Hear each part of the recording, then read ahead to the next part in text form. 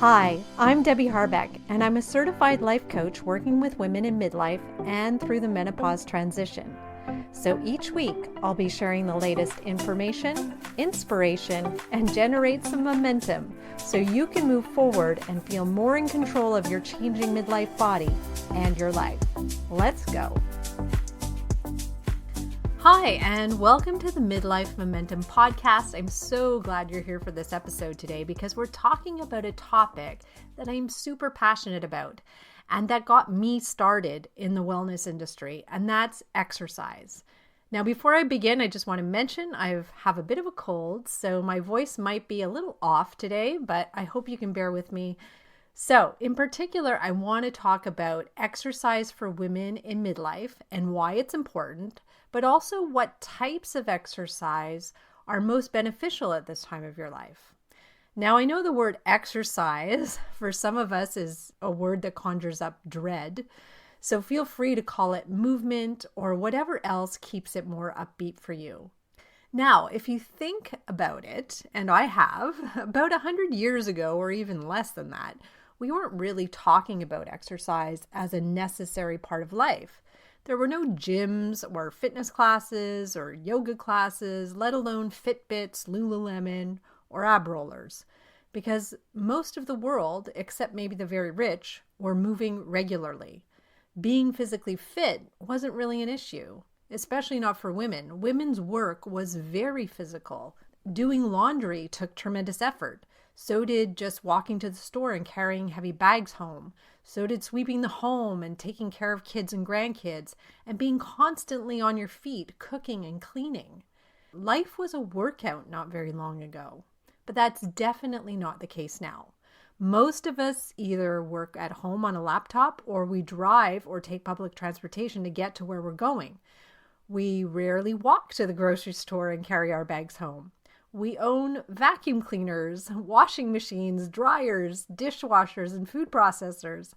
Not to mention, we could just use an app to order Uber Eats and have food ready to eat delivered to our door within minutes. There's very little physical exertion required to live our daily lives right now. That's why we have to make an effort to include it, to include exercise in what we do, because moving our bodies isn't just a nice to have pastime that we should try to fit into our busy schedules. You need to move your body. That's why you've got all these joints and muscles and ligaments. Moving your body keeps your blood flowing and it keeps your immune system cells circulating so they can fight off infection. And when you don't move enough, your cells don't circulate as they should. So it makes sense that things slow down and stagnate. That's why when you don't move enough, you can have stagnation show up in your body, like inflammation and bloating, like slow digestion or constipation, like increased body or especially belly fat, right? Or low energy or limited mobility in your joints and even pain. And we're at increased risk of infection and disease when we don't move enough. So the act of moving your body keeps things circulating, it brings in more good, and it takes out the garbage, it takes out the bad. And if movement or exercise was a drug, I truly believe it would be the most prescribed drug on the market. Dr. Peter Attia, in his new book that I've just read called Outlive, he calls exercise the most powerful longevity drug. But of course, prescribing exercise isn't a moneymaker. And it takes more work than popping a pill. So as wonderful as exercise is, it's hard to sell. It's not happening enough and it's not getting the attention it deserves. And part of that is that we're not educated about the benefits. So many of us, especially as women, see exercise as primarily a way to burn calories or fat. But there's so much more to it. That's such a tiny part. Exercise is truly one of the most powerful things you can do for your health. And right now in midlife, I believe you need all the benefits that exercise offers. So beyond just calorie or fat burning, movement reduces tension and blood pressure in your body. It improves digestion. It increases your energy. It strengthens your heart and lungs. It strengthens all your bones and muscles. It lowers cortisol and insulin. And if you checked out episode 10 of my podcast about hormones, you'll know why that's so important. It makes you feel more positive, more mentally focused as well. And it reduces your perimenopausal and menopausal symptoms like hot flashes and brain fog and joint pain. In fact, the list of benefits is pretty much endless, and the research now is overwhelming. The research says moving your body is the best and most inexpensive way to improve your health, your well-being, and your life expectancy. And the thing is, you don't need to do a lot of movement, but you need to do it daily. I mean, every single day, even if it's just 10 or 15 minutes at a time to begin with. And it should be moderate. So what does moderate mean? I know we hear this word a lot, but it means it should elevate your heart rate to the point that you can still talk, but not in full sentences, and you actually feel physically warmer. So moderate activity can include things like brisk walking, climbing the stairs, riding your bike, and if it's winter, shoveling, or if it's spring, it's gardening, or lifting and carrying groceries.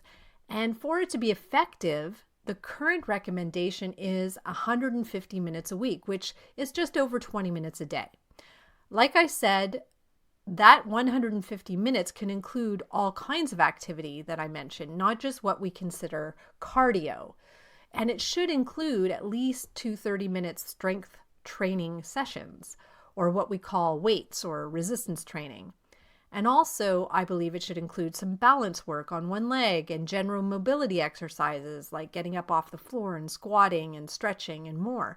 The fact is, right now in midlife, our bodies aren't going to take care of themselves. When we were younger, we could get away more easily with not exercising regularly. As you get older, you risk literally rusting if you don't move your body, and your body will rust. How you know that is your joints will be more stiff and painful, your blood won't flow smoothly and easily, you'll be more out of breath, and you'll be more and more limited in what you can do. But it doesn't have to go that way. Not so quickly anyways. By starting to move now, you can make positive changes that will change the trajectory you may be on right now.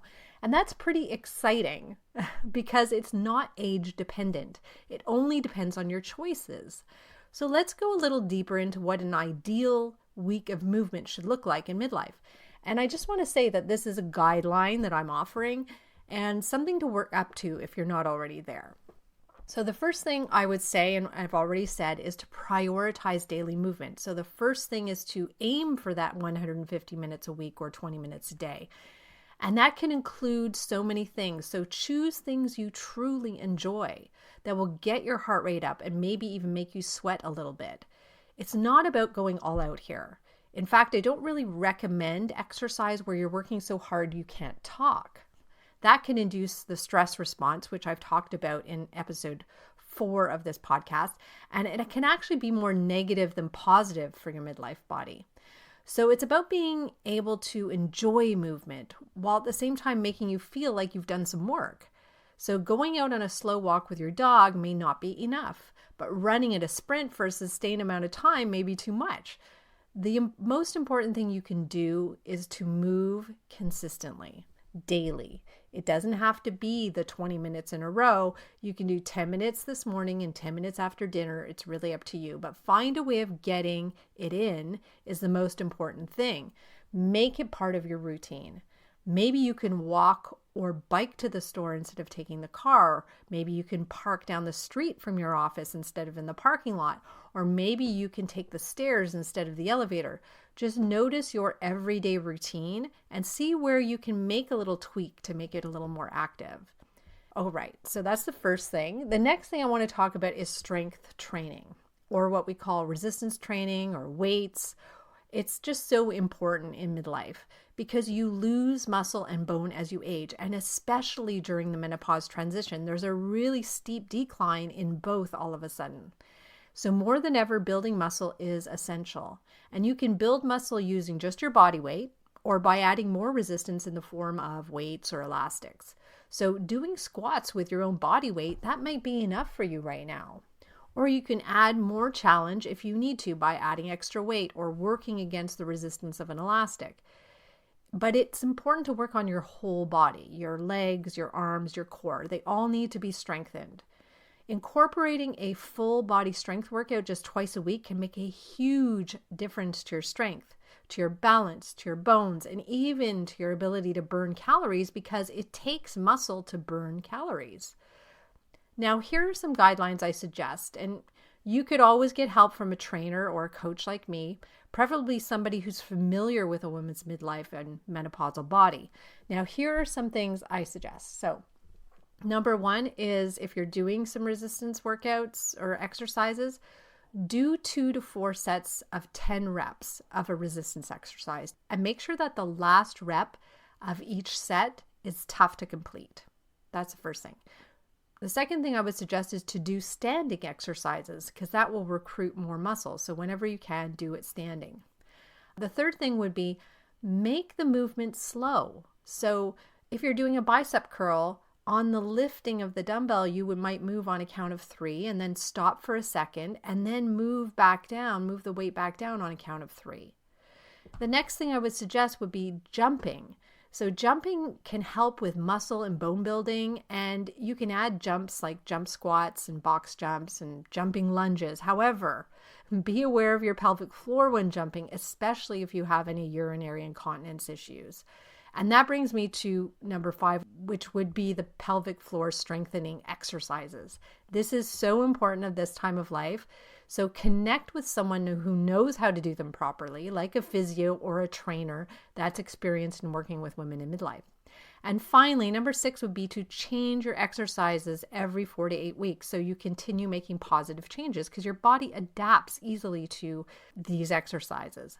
So change the exercise completely, or maybe just add more challenge like extra resistance, slower movement, or maybe more volume. So that's resistance exercises. And next would be mobility exercises.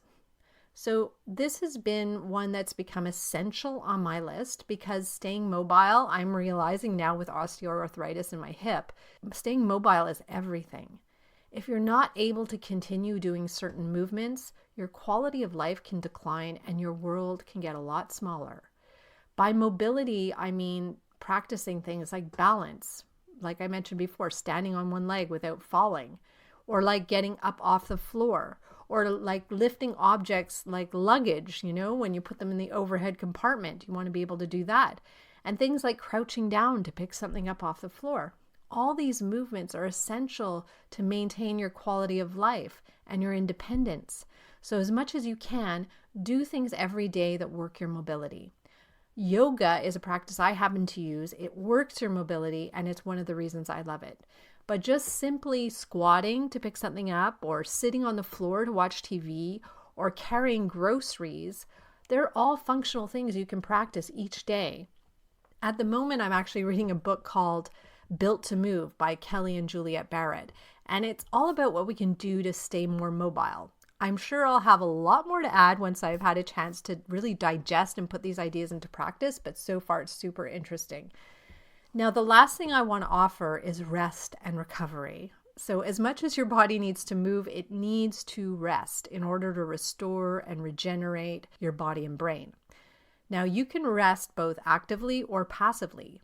Rest can look like calm stretching, yoga, walking, or Tai Chi. That could be active, what I mean by active rest. Or it can be getting to bed earlier, laying down to meditate or nap, or just taking moments in your day to breathe. That could be more passive rest and recovery. And as I'm in perimenopause, sleep has become, for me, more challenging, maybe for you too. I've started using an app called Headspace, which has sleep casts that help me get to sleep. And when I wake up during the night, I just put that on too, and it just helps me get back to sleep. And I also use their guided meditations. So it's a great app if you're looking for something to help you with sleep or with that rest and recovery I was talking about. And when you feel physically or mentally tired, or you're sick, your body is telling you to stop, to rest. So it's time for rest and recovery at that point. You need to listen to your body. It's an amazing instrument. It will always tell you what you need. So it's important not to ignore those messages just because you feel things have to get done.